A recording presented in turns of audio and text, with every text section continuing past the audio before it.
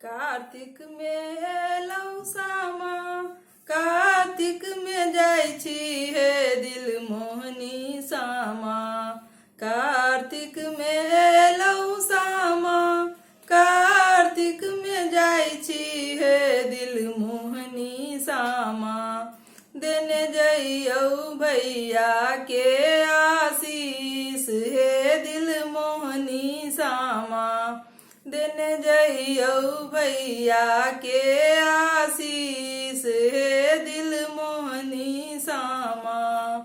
कार्तिक में एलौ सामा, कार्तिक में जाइ छी हे दिल मोहनी सामा।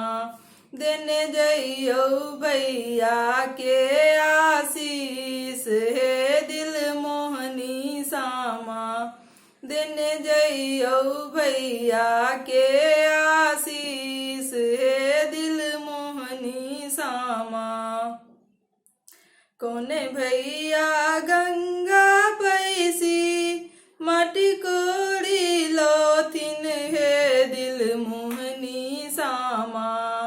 कोने भैया गंगा पैसी, माटी कोड़ी लोथिन हे दिल मोहनी सामा। कोने भौजी देथिन सामा बनाए हे दिल मोहनी सामा। कोने भौजी देथिन सामा बनाए हे दिल मोहनी सामा। बड़का भैया गंगा पैसी, माटी कोड़ी लेथिन हे दिल मोहनी सामा। बड़का भैया गंगा पैसी, माटी कोड़ी लेथिन हे दिल मोहनी सामा। अइहब भौजो देथिन सामा बनाए हे दिल मोहनी सामा। अइहब भौजो देथिन सामा बनाए हे दिल मोहनी सामा। कोने भैया तोड़ी लाथिन आमुन जामुन हे दिल मोहनी सामा। कोने भैया तोड़ी लाथिन आमुन जामुन हे दिल मोहनी सामा। तोड़ी तोड़ी ककरा खुआब हे दिल मोहनी सामा।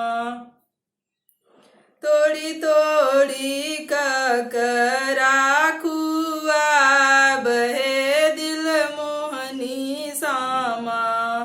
छोटका भैया तोड़ी लाथिन आमुन जामुन हे दिल मोहनी सामा।